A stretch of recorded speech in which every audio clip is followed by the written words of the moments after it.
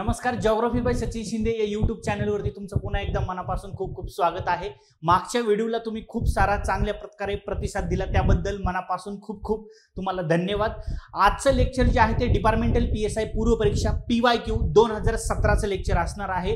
पुन्हा एकदा मी तुम्हाला अजून एक रिक्वेस्ट करतोय की डिपार्टमेंटलचे पेपर जे आहेत ते 2013 पासून पुढचे पेपर जे आहेत तेवढेच एनालिसिस करा। 2018च्या मागचे एनालिसिस करायची गरज नाही। जीएस पेपर साठी, जीएस क्वेश्चन पेपर साठी म्हणतोय बरं का मी। त्याच्या अगोदरचे काही गरज नाहीये। 13 पासून पुढचे सॉल्व करा 4 पेपर, ठीक आहे। आणि जे सगळ्यात आयएमपी टॉपिक आहे जिओग्राफीचे, भूगोल या विषयावरती डिपार्टमेंटल पीएसआय ला जे आयएमपी टॉपिक आहेत ते ह्या लेक्चरच्या नंतर त्याचं सेपरेट एक लेक्चर मी बनवीन एक 15 मिनिटाचं, आणि त्याच्यामध्ये आयएमपी टॉपिक तुम्हाला सांगेल की कोणते आयएमपी टॉपिक आहेत, ठीक आहे। चला तर 2017चा म्हणजेच 10 सप्टेंबर 2017ला हा पेपर झाला होता। त्याचे PYQ आज आपण या ठिकाणी बघत आहेत।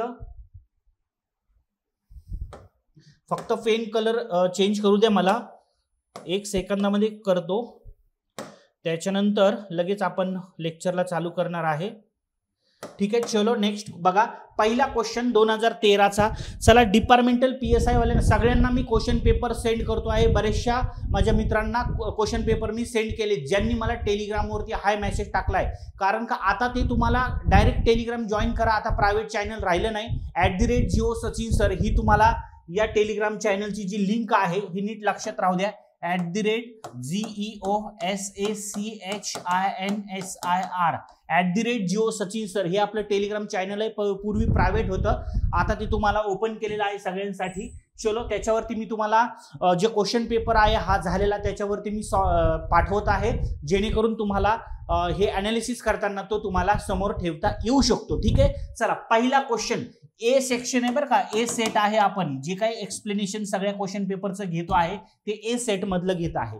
क्वेश्चन नंबर ए मध्ये 58 नंबरचा जो क्वेश्चन होता तो लोकसंख्या टॉपिकच्या संदर्भात होता। लक्षात राहू द्या तुम्हाला, लोकसंख्या महाराष्ट्राची हा जो टॉपिक आहे हा व्हेरी आयएमपी येतोय, VIP व्हेरी आयएमपी टॉपिक करायचा आहे। लोकसंख्येची घनता कोणत्या राज्यामध्ये जास्त आहे, कोणत्या राज्यामध्ये कमी आहे, लोकसंख्या सर्वात जास्त जिल्हे कोणते, सर्वात कमी लोकसंख्या, लिंग गुणोत्तर सर्वात जास्त सर्वात कमी, बाल लिंग गुणोत्तर सर्वात जास्त सर्वात कमी। ओके, एवढे टॉपिक खूप महत्त्वाचे तुम्हाला करायचे आहेत। याच्यावरच क्वेश्चन तुम्हाला आयोगाने विचारले, जास्त डीप मध्ये तुम्हाला करायची गरज नाहीये, ठीक आहे ना। चलो सगळ्यात जास्त क्वेश्चन जर कोणत्या टॉपिकवर पडलेले असतील तुमच्या डिपार्टमेंटलला पीएसआय ला तर ते आहे तो लोकसंख्या टॉपिक। मी तुम्हाला आकडेवारी सुद्धा सांगणार आहे। 2011च्या आकडेवारीवरून लोकसंख्येची घनता असलेले केंद्रशासित प्रदेश यांच्या जोड्या लावायच्या, तर भारताची लोकसंख्या हे सुद्धा याच्यातले 4च पॉइंट करायचे। भारताची लोकसंख्येचे सर्वात जास्त कोणत्या राज्यात आहेत, कोणते केंद्रशासित प्रदेश विथ राज्य, सर्वात कमी सर्वात जास्त वाले 5 जिल्हे, लिंग गुणोत्तर घनता साक्षरता, लिंग गुणोत्तर घनता साक्षरता, त्याच्यानंतर लोकसंख्या, ठीक आहे। हे 5च पॉइंट तुम्हाला करायचे आहेत, बाललिंग गुणोत्तर प्लस बरं का।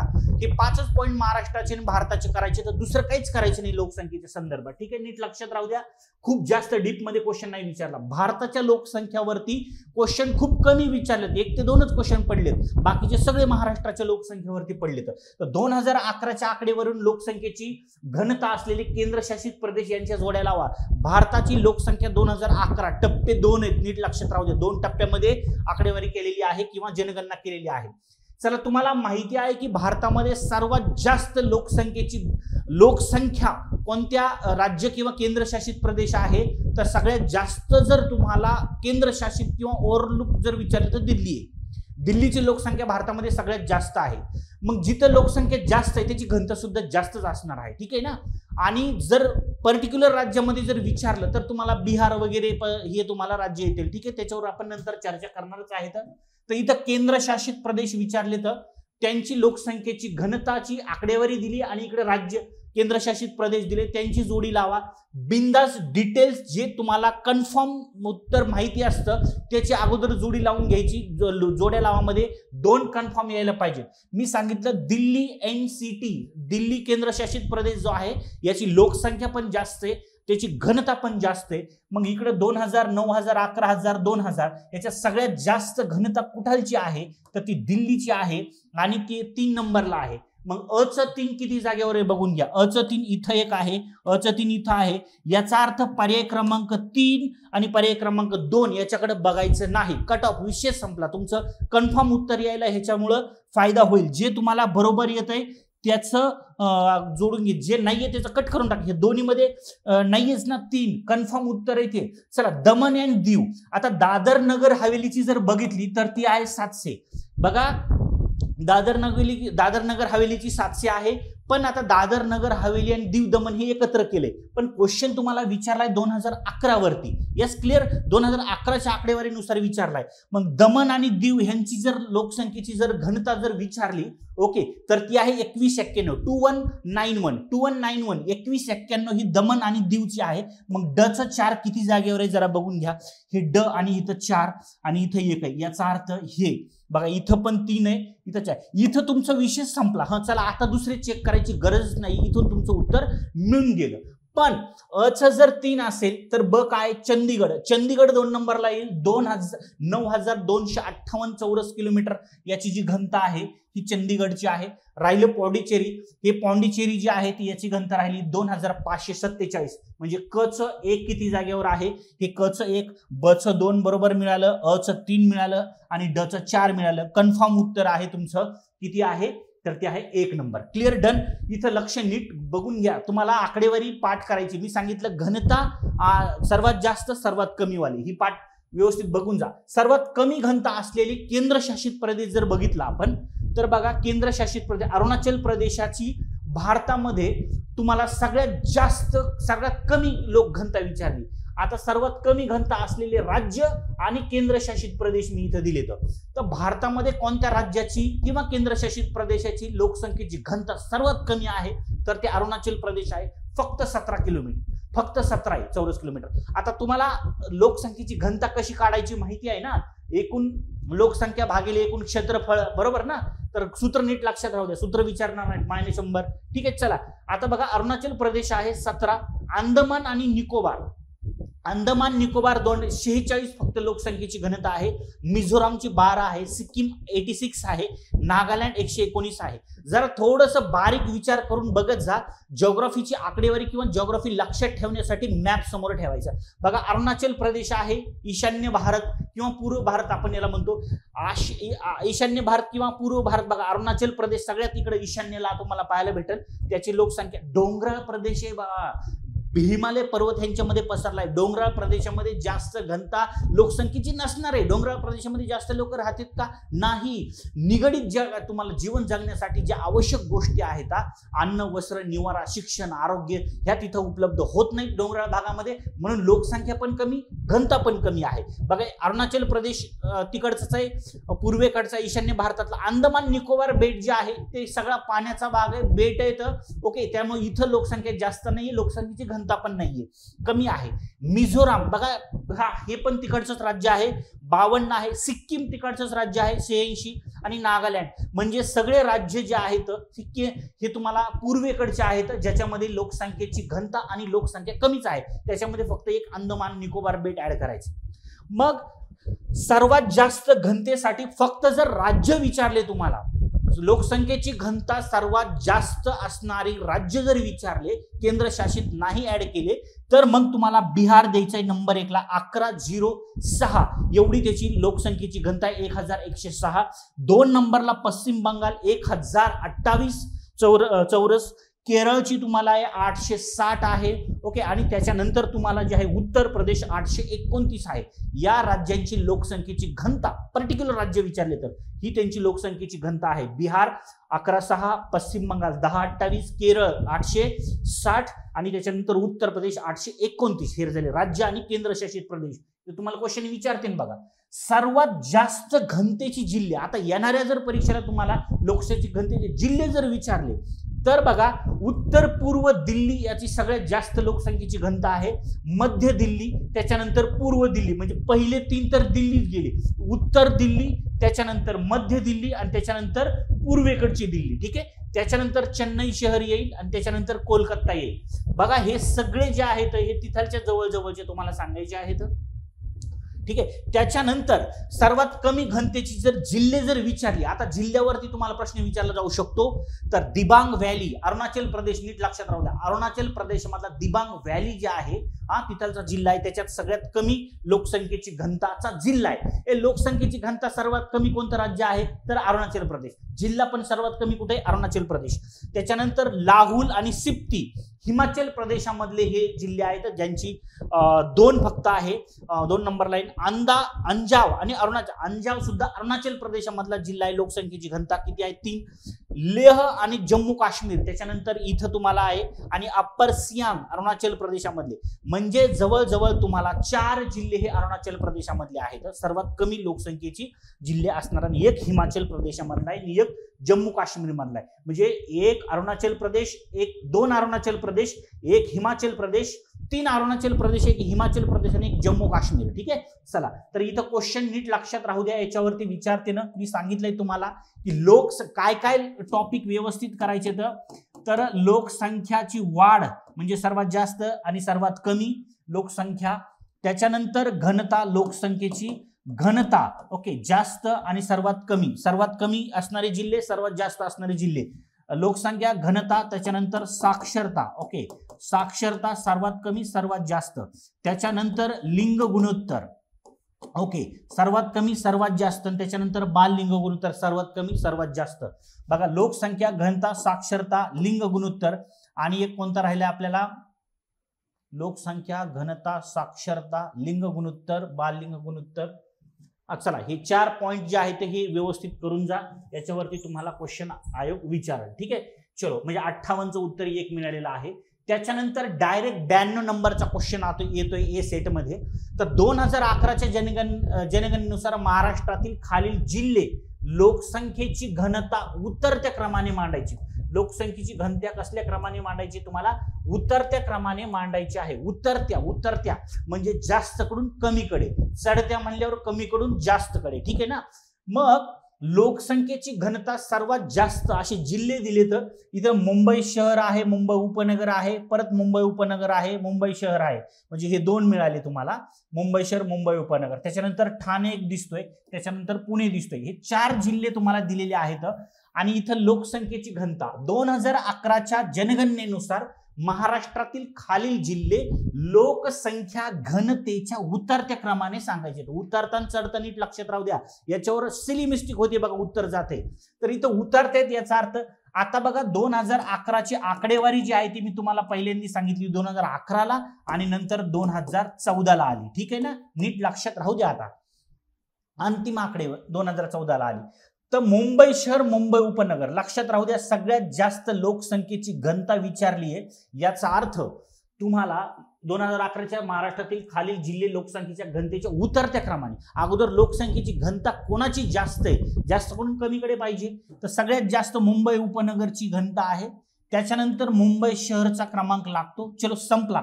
हे तर उत्तर म्हणजे हे 2 उडाले उत्तर डायरेक्ट. ओके, मुंबई शहर नाही, कारण का मुंबई शहरच्या अगोदर मुंबई उपनगरची लोकसंख्येची घनता जास्त आहे. त्याच्यानंतर बघा आता इथं पुणे दिला, इथं ठाणे दिलेलं आहे, बरोबर. तर इथं तुम्हाला जे आहे तो ठाणे आहे, कारण 2011ची आकडेवारी म्हणता येते, अंतिम आकडेवारी कुठेही दिलेली नाहीये. इथून पुढे तुम्हाला लक्षात राहू द्या. आणि त्याच्यानंतर पुणे येतोय. याचा अर्थ याचं उत्तर जे आहे ते की आहे काय आहे, 3 नंबर याचं उत्तर आहे. ठीक आहे. याचं उत्तर किती आहे, 3 नंबर. जर आकडेवारी जर बघितली तर तुम्हाला लोकसंख्येच्या घनतेत महाराष्ट्रात सर्वात जास्त घनता असणारे पहिले 5 जिल्हे जर विचारले तर मुंबई उपनगर आहे 20,980 चौरस किलोमीटर एवढी आहे. मुंबई शहराची आहे 19,652 चौरस किलोमीटर. ठाण्याची तुम्हाला दिली आहे 1,175 आणि त्याच्यानंतर पुणे आहे 601 चौरस किलोमीटर. आणि 5वा जिल्हा येतोय तो म्हणजे कोल्हापूर. बघा सगळ्यात इकडं गगनचुंबी, सगळ्यात जास्त मुंबई उपनगरमध्ये आणि मुंबई शहरामध्ये उंच बिल्डिंग तुम्हाला दिसतात. ठीक आहे ना.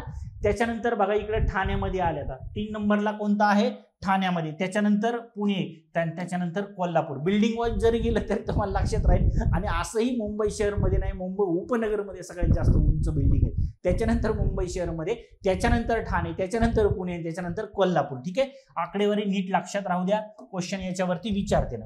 आता लोकसंख्येच्या घनतेत महाराष्ट्राचे सर्वात कमी जिल्हे जर विचारले, लोकसंख्येची घनता सर्वात कमी कोणत्या जिल्ह्यामध्ये आहे, तर सगळ्याला माहिती गडचिरोली. गडचिरोली काय आहे, डोंगराळ प्रदेश तर आहे, नक्षलवादी एरिया आहे, डोंगराळ प्लस नक्षलवादी एरिया, याच्यामुळे जास्त लोकसंख्या तिथं नाहीये आणि जास्त घनता सुद्धा नाही आहे, म्हणून पहिल्या क्रमांकावर गडचिरोली येईल. 74 चौरस किलोमीटर एवढी लोकसंख्येची घनता. सिंधुदुर्ग डोंगराळ प्रदेश आहे, अतिपर्जन्याचा प्रदेश आहे, डोंगराळ प्रदेश आहे, त्याच्यामुळे तिथलची जी आहे घनता ती पण कमी आहे आणि लोक निघून गेले तिकडे मुंबई शहर, मुंबई उपनगर कामधंद्यासाठी. 3 नंबर चंद्रपूर आहे 193, 4 नंबर रत्नागिरी आहे 197 आणि यवतमाळ 5 नंबरला येईल 204. तर ही लोकसंख्येची घनता सर्वात कमी आणि सर्वात जास्त असणारे जिल्हे तुम्हाला विचारले, तर म्हणून याचं जे उत्तर आहे ते तुम्हाला ऑप्शन क्रमांक 3 92चं 3 उत्तर आहे. ठीक आहे, नेक्स्ट क्वेश्चन आहे कोकण रेल्वे, रस्ते आणि रेल्वे. आता हे रस्ते व रेल्वे, ओके, हा पण टॉपिक तुम्हाला करायचा आहे, याच्यावरती सुद्धा तुम्हाला बऱ्यापैकी प्रश्न पडलेले दिसत आहेत. म्हणून लोकसंख्या आणि रस्ते महामार्ग, ज्यांनी आपली बॅच घेतली नाहीये त्यांनी युट्यूबवरती जा, जॉग्राफी बाय सचिन शिंदे त्याच्यावरती व्हिडिओ टाकलेले आहेत, त्यातले व्हिडिओ व्यवस्थित बघा. त्याच्यामध्ये रस्ते महामार्गाचा सुद्धा व्हिडिओ आहे, ते पण बघून घ्या, तिथं त्याचा फायदा होणार आहे. ठीक आहे, रस्ते महामार्ग व्यवस्थित करायचा आहे. कोकण रेल्वेची महाराष्ट्रातील एकूण लांबी किती आहे? जर कोकण रेल्वे बघितली तर आपल्या महाराष्ट्रातल्या रोहा या ठिकाणी सुरू झाली, इकडे केरळ पर्यंत ही कोकण रेल्वे गेलेली आहे. म्हणजे किती राज्यात बघा, महाराष्ट्र, त्याच्यानंतर गोवा, त्याच्यानंतर कर्नाटका, त्याच्यानंतर केरळ. ठीक आहे ना, केरळ. तर एवढ्या राज्यामध्ये ही आहे 843 किलोमीटर याची लांबी आहे.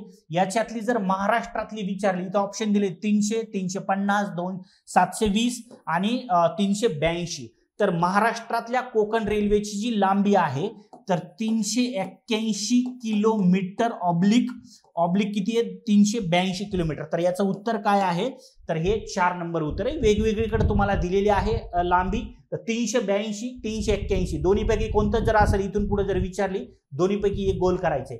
मग कोकण रेल्वेवरती अजून जर तुम्हाला प्रश्न विचारला तर कोकण रेल्वेचं काय माहिती पाहिजे, 93चं 4 उत्तर नीट लक्षात घ्या. कोकण रेल्वे महामंडळाचे अध्यक्ष कोण होते, तर ई श्रीवर्धन. ओके, हे त्याचे श्रीधरन हे त्याचे अध्यक्ष होते. कोकण रेल्वेची स्थापना 19 जुलै 1990 ला याची स्थापना झालेली होती, पॉइंट लक्षात ठेवायचा आहे. मार्गाची सुरुवात जर कधी झाली तर 1995 ला मार्गाची सुरुवात झाली होती. हा प्रकल्प पूर्ण कधी झालेला होता, तर 26 जानेवारी 1998 ला हा पूर्ण प्रकल्प जो आहे तो पूर्ण झालेला होता. या रेल्वे कोकण रेल्वेचे जर डोंगराळ प्रदेशात आणि इकडून पश्चिम घाटाला किंवा तिकडून अरबी समुद्राला समांतर आहे कोकण रेल्वे पटरी, तर तिथं तुम्हाला डोंगराळ भागामुळे तुम्हाला खूप मोठ्या पुलं दिसतील. तर एकूण पुलाची संख्या जर विचारली 179, 179 पुलं आहेत. मोठे लहान पुलांची जर बघितली, हे नुसते मोठ्या पुलांची संख्या आहे, मोठ्या पुलांची संख्या. ओके, मोठ्या पुलांची संख्या जर बघितली तर 179. छोटे मोठे सगळे जर पकडले तर 1819 पुले. तर बाबा एवढे डेंजर. एकूण बोगदे जर विचारलं, एकूण बोगदे तर 92 बोगदे तुम्हाला यामध्ये पाहायला भेटतील. एकूण त्या बोगद्याची जर लांबी विचारली तर 84 किलोमीटर लांबी विचारते ना. एकूण लांबी 843 आणि महाराष्ट्रातली लांबी 381 ऑब्लिक 382. आता तुम्हाला ऑप्शन मध्ये 382 दिले, त्यामुळे 382 लक्षात ठेवा, कारण का इथून पुढे जरी तुम्हाला ऑब्जेक्शन घ्यायचं झालं तर मागच्या वेळेस आयोगाने हेच उत्तर दिलेलं आहे 17च्या टायमिंगचं, तर त्यामुळे 382 हेच कन्फर्म उत्तर लक्षात राहू द्या. सावंतवाडी दरम्यान तुम्हाला रोहा ते मधुरे किंवा माधुरे, सिंधुदुर्ग सावंतवाडी मधलं, म्हणजे सावंतवाडी आणि रोहा तिकडे मुंबई तिथपासून जर अंतर पकडलं तर 382 किलोमीटरचं महाराष्ट्रातलं अंतर आहे. एकूण स्थानके जर विचारले 68 स्थानक आहेत, त्यातले महाराष्ट्रात 34 आहेत. ठीक आहे, चला एवढी कोकण रेल्वे बद्दल माहिती लक्षात राहू द्या. हे 2 पॉइंट अजून खूप महत्वाचे जे तुम्हाला येणाऱ्या काळात कोकण रेल्वेच्या संदर्भात विचारले जाऊ शकते. सर्वात उंच पूल कोकण रेल्वेवरती जर कोणता असेल तर ते पानवळचा पूल आहे. त्याचं नाव काय? पानवळ. आणि त्याची जर उंची जर बघितली तुम्ही 65 मीटर या उंचीचा पूल आहे. आशिया खंडातली सगळ्यात उंच पूल तुम्हाला हा कोकण रेल्वेवरती आहे. तो तुम्हाला महत्वाचा सांगायचा आहे. सर्वात लांब बोगदा जर तुम्हाला विचारला, आता तुम्हाला याच्याही पेक्षा जे आहे ते तुम्हाला जम्मू काश्मीरमध्ये जे काही रेल्वे मार्ग झालेला आहे किंवा तो रस्ते महामार्ग झालेला आहे तर तिथं तुम्हाला पूल केलेला आहे. तो सगळ्यात जास्त उंचीचा सांगायचा जगातला. आता हा तुम्हाला आशियातला पहिला होता रेल्वेचा आहे. हा ठीक आहे. चला, तर आशियातील सर्वात उंच पूल म्हणायचं. त्याच्यानंतर आता तो आलाय, तुम्हाला सांगितलेला आहे पश्चिम आपला काय म्हणतात त्याला, रस्ते महामार्ग शिकवताना तुम्हाला दिलेला आहे. सर्वात लांब बोगदा जर विचारला, कुरबुंडे किंवा कुरबुडे असं सांगायचं आहे, रत्नागिरी मधला 6.45 किलोमीटरचा आहे. आशियातील सर्वात मोठा बोगदा पण सांगायचा आहे. भागीदारी आणि कोकण रेल्वे भांडवल. आता भागीदारी म्हणजे कोणत्या कोणत्या राज्यासोबत ह्या कोकण रेल्वेची भागीदारी झालेली आहे किंवा कोणत्या राज्यामध्ये कोकण रेल्वेचा हे झालेला आहे, भांडवलातील त्यांची टक्केवारी जर तुम्हाला विचारली, किती राज्यात कोकण रेल्वे आहे, तर महाराष्ट्र, कर्नाटक, गोवा आणि केरळ 5 राज्य. महाराष्ट्र, गोवा, कर्नाटक आणि केरळ 4 राज्यामध्ये येतं. त्याच्यानंतर आता यांचा हिस्सा जर बघितला तर केंद्र सरकारने 51% हिस्सा दिलेला होता. केंद्र सरकारने ह्या प्रोजेक्टला जो काही खर्च झालाय तो, महाराष्ट्राने त्या 51च्या पुढचं 22% महाराष्ट्राने खर्च केलेला आहे. कर्नाटकने 15% खर्च केलेला आहे. गोव्याने 6% खर्च केलेला आहे. केरळने फक्त 6% खर्च केलेला आहे. सगळ्यात जास्त फायदा कोणाला व्हायला लागलाय? केरळला. खर्च कमी, फायदा जास्त. ठीक आहे, चला असू द्या, काय हरकत नाही. तर याच्यावरती किती राज्यामध्ये आहे सहभागी, भांडवलातली टक्केवारी जोड्या लावामध्ये विचारली, उंच पूल आणि उंच बोगदा तुम्हाला लांब बोगदा उंच पूल जर विचारला कोकण रेल्वेवरती तर तो सांगायचा आहे.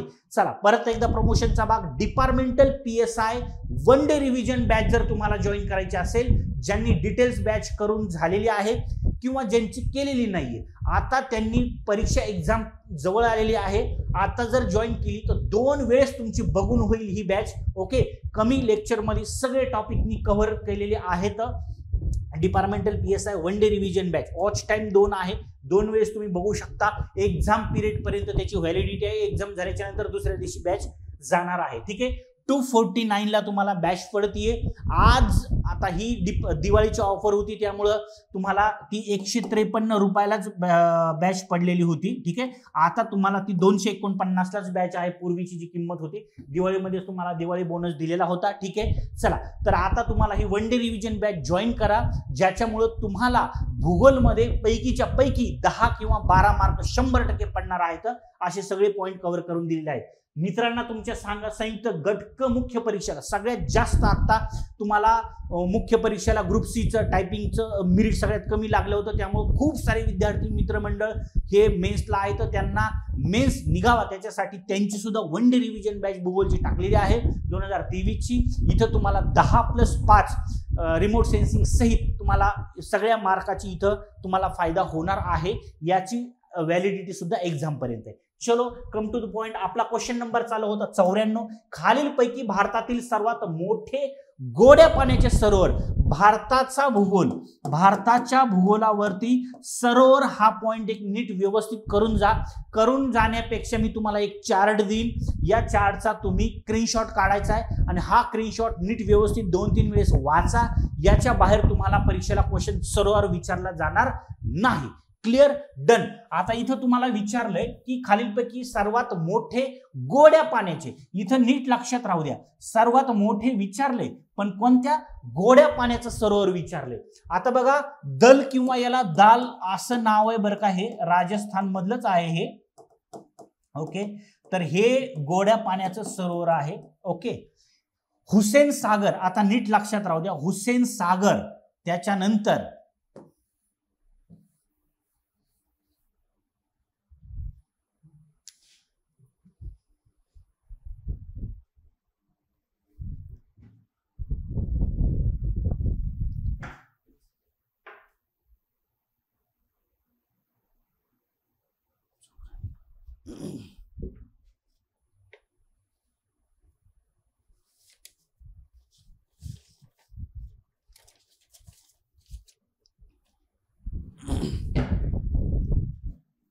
चला, हुसेन सागर, त्याच्यानंतर हिमायत सागर, हुसेन सागर, हिमायत सागर, त्याच्यानंतर उस्मान सागर,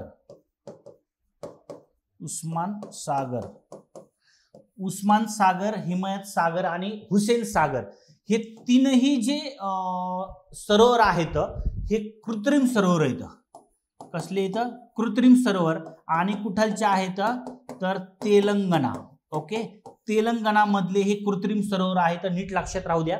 आणि हे जे सरोवर आहेत ते आहेत मूशी नदी व तिची एक उपनदी. आता जो हिमायत सागर जो आहे तो मूशी नदीची उपनदी आहे. उस्मान सागर आणि हुसेन सागर हे मूशी नदीवरतीच तुम्हाला हे सरोवरे पाहायला भेटतील. आणि मूशी नदी सगळ्याला माहिती आहे, मूशी नदीतून तुम्हाला हैदराबाद, ओके, हैदराबाद शहराला काय केलं जातंय? पाणी पुरवठा केला जातोय. क्वेश्चन विचारते, हैदराबादला पाणी पुरवठा करणारी नदी कोणती? मूसी. या मूसी नदीवरती कृत्रिम सरोवर बांधण्यात आलेले आहेत. हुसेन सागर, उस्मान सागर, ओके, हिमायत सागर जो आहे ती मूसी नदीची उपनदी आहे, त्याच्यावरती हे तयार केलेले आहेत. आता हा जो आहे हे तर तुम्हाला 3 मिळाले. भीमताल हा जो सरोवर आहे हे तुम्हाला उत्तराखंड मधला आहे. उत्तराखंड, ओके, उत्तराखंड मधला आहे. दुसरा याचा सगळ्यात महत्वाचं वैशिष्ट्य लक्षात ठेवायचा, याचा जो आकार आहे त्रिकोणी आकार आहे. बघा, नीट लक्षात राहू द्या, त्रिकोणी आकाराचं सरोवर जर विचारलं तर ते भीमताल आहे. आणि तिन्ही बाजूनी डोंगर रांगा आहेत आणि मध्ये हे तुम्हाला भीमताल आहे. गोड्या पाण्याचं सरोवर आहे ते पण. आता जो राहिलाय 4 नंबर, उलर सरोवर. कसलंय? गोड्या पाण्याचं सरोवर विचारले. उलर सरोवर जे आहे हे तुम्हाला Jammu and Kashmir, okay, Jammu and Kashmir मधलं गोड्या पाण्याचं भारतातलं सर्वात मोठं सरोवर तुम्हाला पाहायला भेटल. ओके, नीट लक्षात राहू द्या, गोड्या पाण्याचं भारतातलं सर्वात मोठं सरोवर कोण आहे? जम्मू अँड काश्मीर मधलं आहे. ते म्हणजे कोणते? उलर सरोवर. म्हणून याचे 94चं उत्तर जे आहे ते पर्याय क्रमांक किती द्यायचे तुम्हाला? 4. ठीक आहे. आता कोणते सरोवर नीट लक्षात ठेवायचे तर बघा एकदा अजून, उलर सरोवर भारतातील सर्वात मोठे गोड्या पाण्याचे सरोवर आहे. प्लेट टेक्टॉनिक थेरी जे आहे तुम्हाला जे मांडलेली आहे, प्लेट टेक्टॉनिक थेरी, भूखंड तुम्हाला म्हणजे विवर्तनिक सिद्धांत, प्लेस्टोसिन प्रकल्प काळामध्ये याची निर्मिती झालेली होती. हे एक पॉइंट महत्वाचा आहे. या उलर सरोवर 30 किलोमीटर ते जवळजवळ 250 किलोमीटर पर्यंत ह्याची जी आहे लांबी वाढत जाते, ती ऋतुमानानुसार बरं का, किलोमीटर मध्ये.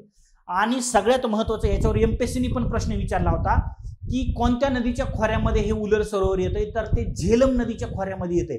झेलम नदीचं पाणी जे आहे ते उलर सरोवरला जातं. नीट लक्षात राहू द्या, त्याच्यामुळे हे पण महत्वाचा पॉइंट आहे. दुसरं बघा, सांबर सरोवर एक नीट लक्षात ठेवायचं आहे. सांबर सरोवर हे राजस्थान मध्ये भारतातलं सर्वात मोठं खाऱ्या पाण्याचं सरोवर आहे. भारतातलं सर्वात मोठं खाऱ्या पाण्याचं सरोवर जर विचारलं तर ते आहे तुमचं सांबर सरोवर. पण हे कसलंय? भूवेष्टित आहे. भूवेष्टित म्हणजे जमिनीवरचं भारतातलं सर्वात मोठं खाऱ्या पाण्याचं सरोवर जर विचारलं तर ते सांबर आहे. कारण का, इकडं बंगालच्या उपसागरामध्ये, ओडिशा राज्यामध्ये बंगालच्या उपसागरामध्ये चिल्का सरोवर आहे. हे तुम्हाला भारतातलं सर्वात मोठं खाऱ्या पाण्याचं आहे, पण कसलं? समुद्रातलं इथे. ओके, त्यामुळे नीट लक्षात राहू द्या.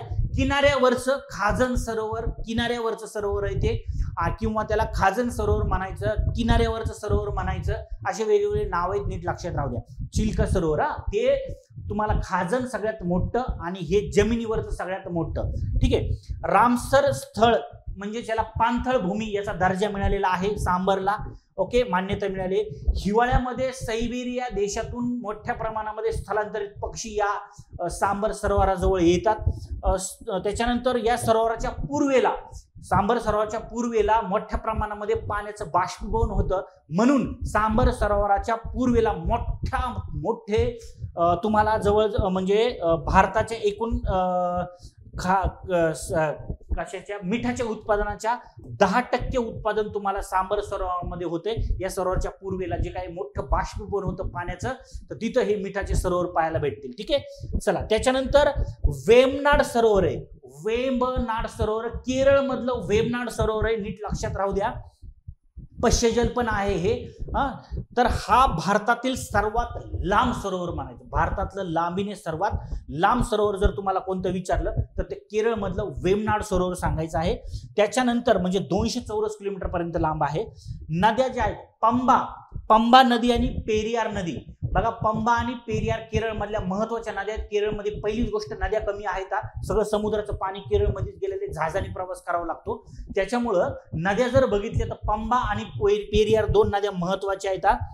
या पंबा आणि पेरियार नद्यामुळे हे पाणी त्या ह्याला जातंय, म्हणजे त्या सरोवराला. त्याच्यानंतर एक छोटं बेट आहे. त्या एक छोट्या बेटामुळं हे जे सरोवर आहे ते अरबी समुद्रापासून काय झालंय, वेगळं झालेलं आहे. दुसरं महत्वाचं अजून एक चिल्का सरोवर, आता सांगितलं भारतातलं सगळ्यात मोठं खाजन सरोवर आहे, खाऱ्या पाण्याचंच आहे ते. 1175 चौरस किलोमीटर एवढं लांब आहे.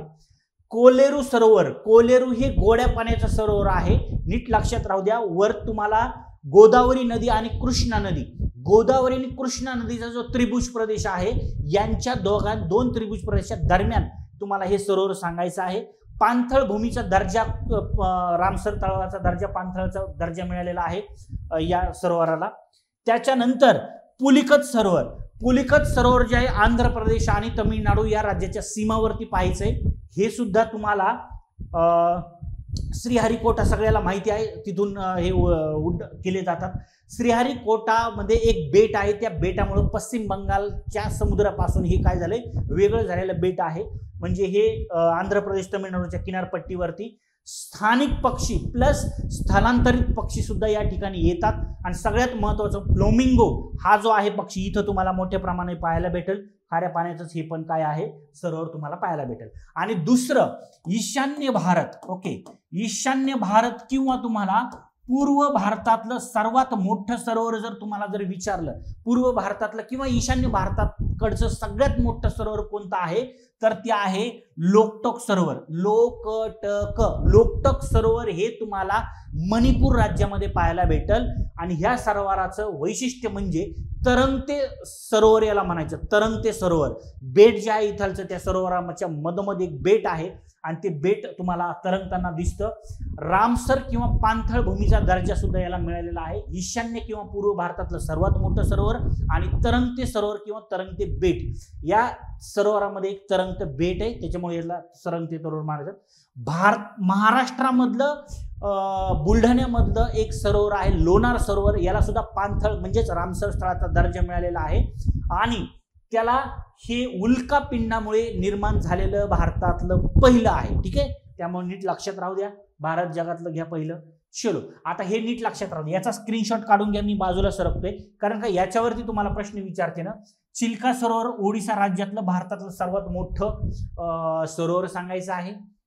उलर सरोवर जम्मू अँड काश्मीर भारतातलं सर्वात मोठे गोड्या पाण्याचं सरोवर आहे. चिल्का जे आहे, आता हे कसले खाजन आहे बरं का, खाजन. ओके, खाजन सरोवर किंवा किनारी सरोवर सुद्धा म्हणायचं किंवा खाजन सरोवर सुद्धा त्याला म्हणतात.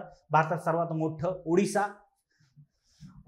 हे उलर सरोवर जम्मू अँड काश्मीर भारतातलं सर्वात मोठं गोड्या पाण्याचं सरोवर. सांबर सरोवर आहे राजस्थान मधलं भारताचं सर्वात मोठे खाऱ्या पाण्याचं सरोवर, पण भूवेष्टित जमिनीवरचं आणि हे खाजन किंवा किनाऱ्यावरचं.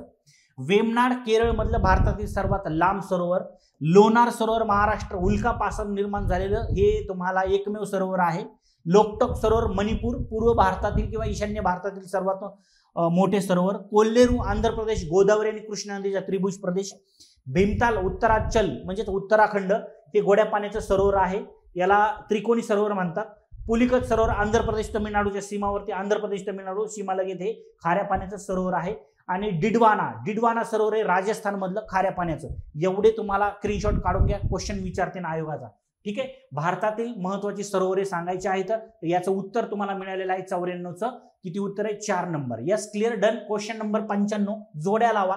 अतिपर्जन्याची ठिकाणे महाराष्ट्रातले दिलेली आहेत आणि त्यांचं जिल्हे दिलेले आहेत, याच्या जोड्या लावा. एकदम सोपा प्रश्न आहे, हवामानाच्या संदर्भातला प्रश्न आहे. आंबोलीला सगळ्यात जास्त पाऊस पडतो ना, आंबोली कुठं आहे तर सिंधुदुर्ग. अचं 3 किती जागेवर आहे, अचं 3 एकाच जागेवर, विषय संपला. याचं उत्तर मिळालं तुम्हाला 3. माथेरान कुठं आहे, माथेरान आहे रायगडला. खंडाळा कुठं आहे, पुण्याला. गगनबावडा कुठे आहे, कोल्हापूरला. आता इथं पर्जन्याची ठिकाणे विचारली तर आणि त्यांचा जिल्हा.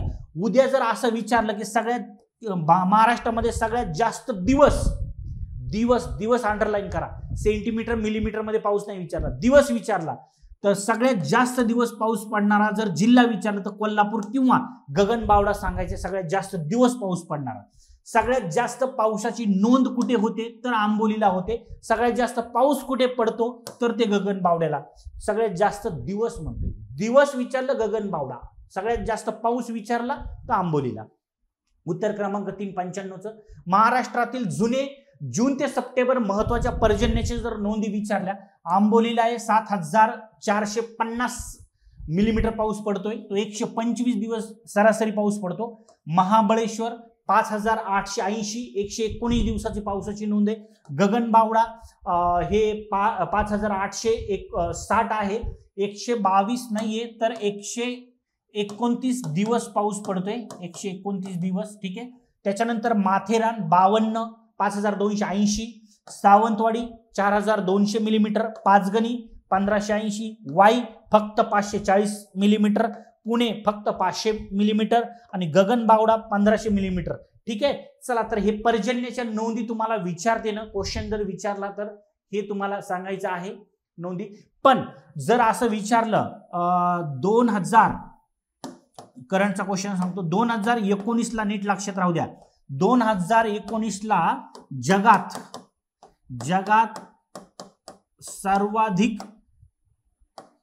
सर्वाधिक पर्जन्याची जर नोंद जर विचारली, पर्जन्याची नोंद कुठे झालेली आहे जून ते सप्टेंबर दरम्यान, तर पाथरपुंज.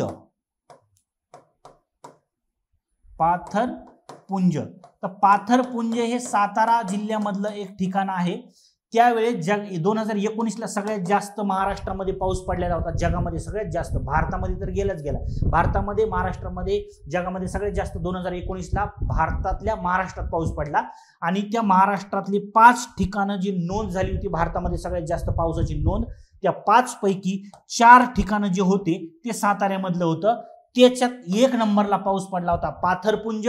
म्हणजे गगनबाव यांनी आंबोलीचं पण रेकॉर्ड मोडलं, आगुंबेचं रेकॉर्ड मोडलं, चेरापुंजीचं रेकॉर्ड मोडलं आणि तुमच्या ते ह्याचं काय म्हणतो आपण, चेरापुंजी आणि म्हणजे काय नाव त्याचं, अरे यार अशा टायमिंगला लक्षात येत नाही. ठीक आहे. चला, तर भारतातल्या सगळ्यात जास्त पावसाची नोंद होती ती पाथरपुंजला झाली होती, सातारा जिल्ह्यामध्ये. ठीक आहे.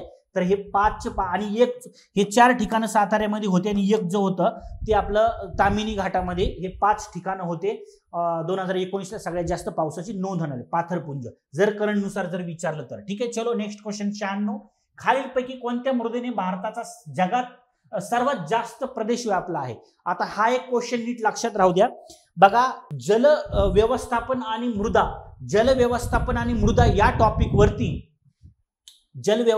मृदा या टॉपिक वरती तुम्हाला खूप जास्त क्वेश्चन नाही पडलेले, 2 क्वेश्चन पडलेले आहेत. नीट लक्षात राहू द्या. खालीलपैकी कोणत्या मृदेने भारताचा सर्वात जास्त प्रदेश व्यापला आहे?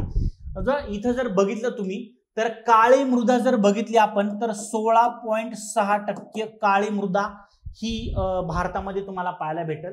गाळाची जर मृदा बघितली तर 43.41% हे गाळाच्या मृदेने प्रदेश व्यापलेला आहे. तांबडी मृदा जर बघितली तुम्ही तर 18.6% ही तांबडी मृदा, म्हणजेच याला लाल मृदा सुद्धा असं म्हणू शकता तुम्ही, रेड सॉइल, तांबडी मृदा. ओके. आणि पर्वती मृदा जी आहे त्या पर्वती मृदेने तुम्हाला 8 जवळजवळ 67% क्षेत्र व्यापलेलं तुम्हाला पाहायला भेटतं. तर याच्यापैकी तुम्हाला विचारले सर्वात जास्त प्रदेश कोणत्या मृदेने व्यापलेला आहे, तर याचं उत्तर आहे तुम्हाला गाळाची मृदा. गाळाची मृदा जर बघितली तर तुम्हाला भारतातील सगळ्या नदी खोरे ओके, सगळ्या नद्यांचे खोरे, पूर्व किनारपट्टी, पश्चिम किनारपट्टी, दख्खनचं पठार, याच्यामधल्या नद्यांच्या खोऱ्या, सगळ्या भारतातल्या नद्यांच्या खोऱ्यामध्ये तुम्हाला जर बघितलं, आणि गंगा आणि ब्रह्मपुत्राचा मैदानी प्रदेश, हा तुम्हाला सगळ्यात मोठा प्रदेश आहे. म्हणून गाळाची जी मृदा आहे, गाळाची जल्लोड मृदा, ही तुम्हाला सगळ्यात जास्त भारतामध्ये पाहायला भेटेल. म्हणून याचं उत्तर आहे 3 नंबर गाळाची मृदा. याच्या हा जर तुम्ही भारताचा नकाशा जर बघितला तर हा जर प्रदेश आहे सगळा, ही जी मृदा तुम्हाला पाहायला भेटल, ही सगळी कसली आहे, तर ही मृदा आहे तुम्हाला पर्वती मृदा. पर्वती मृदेने किती टक्के भाग व्यापलेला आहे? 8.67% पर्वती मृदेने व्यापलेला आहे. हा जो भाग आहे हा जल्लोड मृदेचा आहे. जल्लोड म्हणजेच आपली कसली आहे? गाळाची मृदा. गाळाच्या मृदेने किती टक्के भाग व्यापलेला आहे? तर 43%, 43.41% ही गाळाच्या मृदेचा भाग व्यापलेला आहे.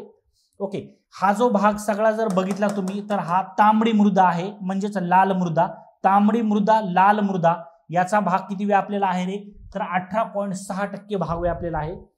काळी मृदा जो हा डेक्कन ट्रॅप जर बघितला, दख्खनचं पठार, डेक्कन ट्रॅप जर बघितला, हे दख्खनचं पठार, या भागामध्ये तुम्हाला सगळी जी आहे मृदा कोणती पाहायला भेटल? काळी मृदा पाहायला भेटल. ओके, याने किती टक्के भाग व्यापला आहे रे? 16.6% भाग या भागाने व्यापलेला आहे. लॅटेराइट मृदा जर बघितली, लॅटेराइट मृदा, तर ही लॅटेराइट मृदेने किती टक्के भाग व्यापलेला आहे रे? लॅटेराइटने 3.7% भाग लॅटेराइट मृदेने व्यापलेला आहे. बाकी तुम्हाला राजस्थानचं मरुस्थळ जर विचारलं, मरुस्थळ, वाळवंटी मृदा किंवा मरुस्थळ, याचा पॉइंट आहे 4.42%. 4.42% क्षेत्र या मृदेने व्यापलेला आहे. जोड्याला आवाज जर उद्या जर तुम्हाला प्रश्न विचारला, स्क्रीनशॉट काढून घ्या, याच्यावरती तुम्हाला प्रश्न आयोग विचारला जाऊ शकतो. जल्लोड किंवा गाळाची मृदा, लाल किंवा तांबडी मृदा, नीट लक्षात राहू द्या. ठीक आहे, तर याचं उत्तर तुम्हाला मिळून गेलेलं आहे. क्वेश्चन नंबर 97, 2011 सालच्या जनगणनेनुसार भारताच्या कोणत्या राज्यात लोकसंख्येची सर्वात कमी घनता होती? बघा, नीट लक्षात राहू द्या. 2011च्या जनगणनेनुसार भारताच्या कोणत्या राज्यात लोकसंख्येची सर्वात कमी घनता होती? 2017चा जो डिपार्टमेंटल PSIचा जो परीक्षा झालेली आहे, याच्यातले 2 क्वेश्चन तुम्हाला भारताच्या लोकसंख्येवरती विचारलाय. नीट लक्षात राहू द्या. एक महाराष्ट्रावरती, म्हणजे 3 क्वेश्चन. आता इथं जर बघितलं तर भारतातले सगळ्यात जास्त लोकसंख्येची घनता कमी असणारे, मागचाच तुम्हाला प्रश्न बघितलेला होता याच्या अगोदरचा आपण पहिलाच, तर अरुणाचल प्रदेश 17, अंदमान निकोबार बेट 46, मिझोराम 52, सिक्कीम 86, नागालँड 119 हे भारतातले सगळ्यात कमी लोकसंख्येची घनता असणारे सांगितले होते. आणि राज्य जर विचारले होते तर बिहार आहे, पश्चिम बंगाल आहे, केरळ आहे, आणि त्याच्यानंतर काय आहे तुमचा उत्तर प्रदेश आहे. ओके, तर इथं तुम्हाला काय विचारलंय? सगळ्यात कमी लोकसंख्येची घनता, तर याचं उत्तर तुम्हाला कोणतं आहे? अरुणाचल प्रदेश. कारण याची लोकसंख्येची घनता फक्त किती आहे? अरुणाचल प्रदेश 17 फक्त आहे, 17. ओके, आता बघा सिक्कीम. आता इथं सिक्कीमची पण तुम्हाला दिली आहे ना 86. ओके, 17 आणि इथं किती आहे? 86 आहे. ओके, आता इथं गोव्याची जर लोकसंख्येची घनता जर विचारली तुम्हाला, 94 तुम्हाला गोव्याची सांगायची आहे.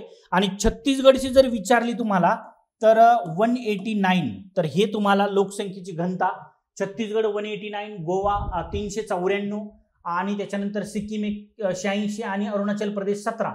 तर 97चं उत्तर तुम्हाला 3 नंबर सांगायचं आहे. डन डना डन. नेक्स्ट क्वेश्चन, 98 नंबरचा क्वेश्चन आहे. खालीलपैकी कोणत्या जलसिंचनाचा स्रोत महाराष्ट्रात मुख्य आहे?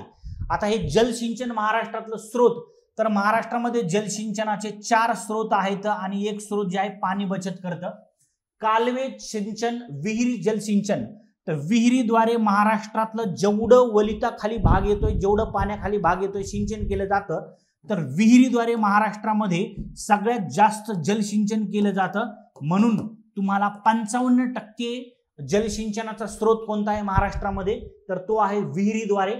कालव्याद्वारे जर जलसिंचन जर विचारलं तर ते आहे 22% जलसिंचन, विहिरीद्वारे 55%. तळी किंवा तुम्हाला तलाव.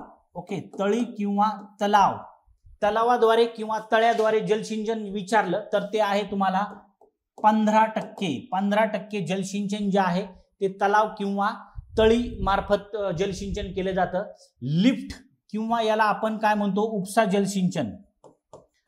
उपसा जलसिंचन किंवा लिफ्ट सिंचन जर विचारलं तर ते किती आहे, तर ते आहे 8%.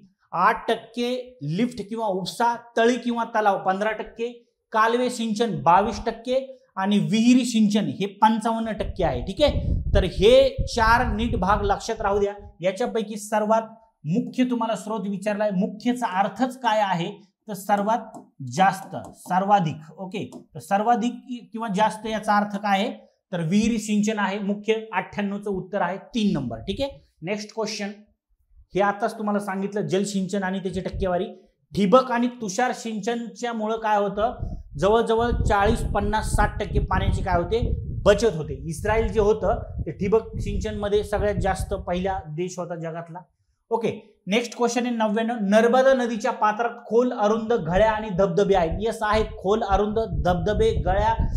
कारण काय, याच्या आकारामध्ये व्ही आकाराच्या दर्या किंवा निधरी असे वेगवेगळे भुरुपे तयार झालेले आहेत. बॅड ट्रोपोस्फियर या नदीच्या खोऱ्यामध्ये पाहायला भेटतो. आता हा क्वेश्चन आणि खालचा पर्याय यांना नेमकं काय म्हणायचं हेच कळलं नाहीये, पण तरी चला काय हरकत नाही. नर्मदा नदीच्या पात्रात खोल, अरुंद, घड्या व धबधबे आहेत. मग हे विधान बरोबर आहे का चूक आहे असं पाहिजे होतं, पण ठीक आहे, चला अविधान दिलंय. नर्मदा नदी खचदरीतून वाहते. भारतातल्या महत्वाच्या नद्या ज्या खचदरीतून वाहणाऱ्या आहेत त्या आहेत तुम्हाला नर्मदा नदी, तापी नदी, भीमा नदी, कृष्णा नदी, गोदावरी नदी.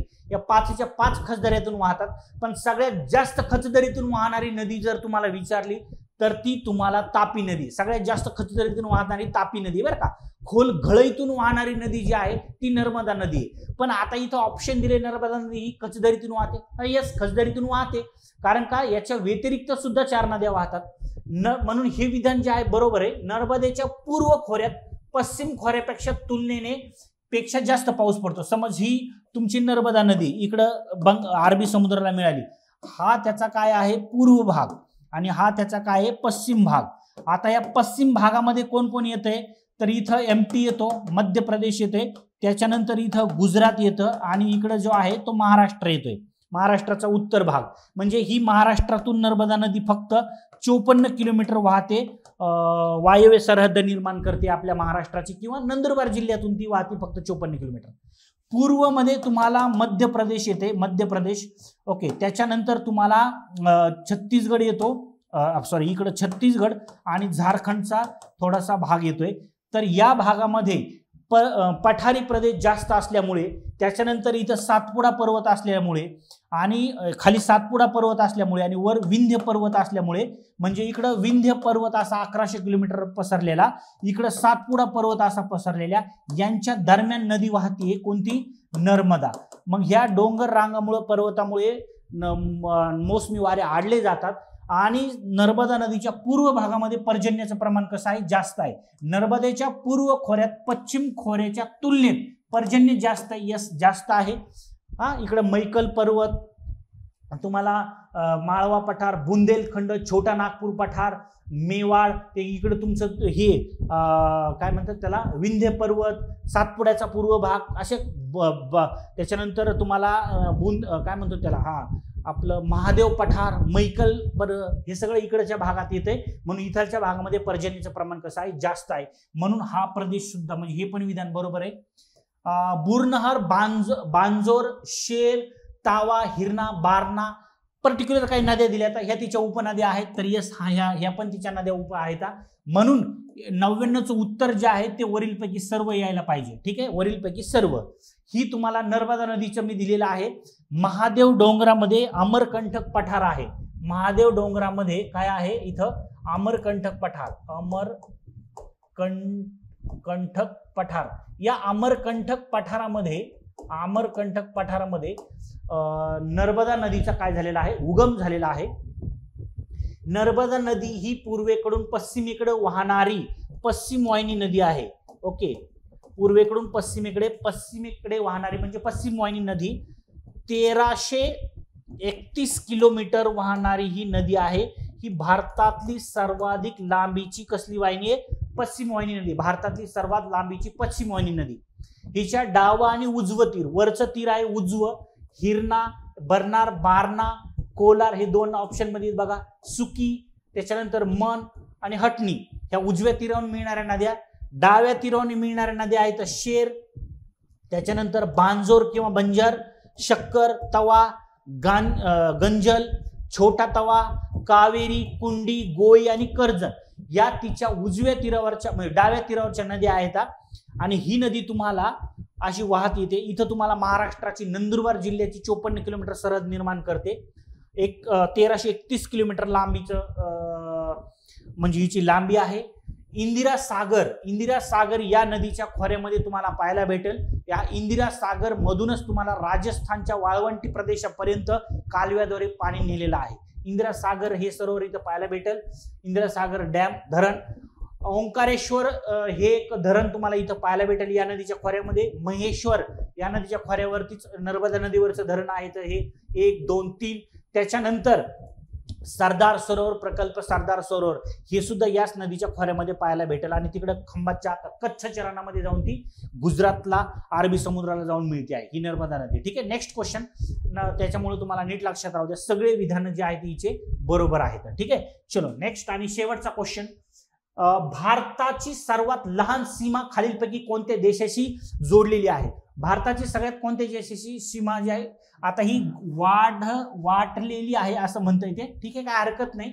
तर बांगलादेश जो आहे तो 4096.7 किलोमीटरची सीमा जी आहे ती बांगलादेशासोबत आहे. अफगाणिस्तानची सीमा जी आहे ती 80 किलोमीटरची, कधी कधी 106 किलोमीटर कुठून देत येतं काय माहिती. तर 180 किलोमीटरची अफगाणिस्तान मधली सगळ्यात कमी सीमा जी आहे ती अफगाणिस्तान सोबत आहे भारताची. पाकिस्तान 3310 किलोमीटर एवढी सीमा पाकिस्तान सोबत आहे. आणि म्यानमार जर विचारलं तर 1456 किलोमीटरची सीमा जी आहे ती तुम्हाला दिलेली आहे. मागच्या लेक्चरमध्ये राजकीय भूगोलावर तुम्हाला मी डिटेल्स घेतलेला होता. ठीक आहे. तर हे भारताचा राजकीय भूगोल हा खूप IMP टॉपिक आहे. याच्यावरती तुम्हाला खूप वेळा डिपार्टमेंटला परीक्षेला प्रश्न विचारलेले. त्यामुळे भारताचा राजकीय भूगोल प्लस तुम्हाला सार्क संघटना जी आहे हा पण IMP टॉपिक आहे. आणि भारताच्या शेजारील जे राष्ट्र आहेत, शेजारील राष्ट्र यांच्यामध्ये मैत्री करार कधी झालेला होता? शेजारील राष्ट्र, सार्क संघटनेतले सदस्य देश, शेजारील राष्ट्र, त्यांची मैत्री कराराचा दिनांक, वर्ष आणि भारताचा राजकीय भूगोल हा खूप महत्वाचा टॉपिक आहे. याच्यावरती तुम्हाला जवळजवळ सार्क संघटनेवरती तुम्हाला 1 किंवा 2 क्वेश्चन फिक्स आहेत. शेजारील देशावरती 1 किंवा 2 क्वेश्चन फिक्स आहेत. भारताचा राजकीय भूगोल 1 किंवा 2 क्वेश्चन फिक्स आहेत. म्हणजे ॲव्हरेज जर काढलं तर 3 क्वेश्चन किंवा 4 क्वेश्चन तुम्हाला एवढ्या पॉईंटवरच कव्हर होते. आणि हा एकदम सोपा आहे, त्यामुळे याच्याकडे नीट लक्ष द्या. ठीक आहे ना.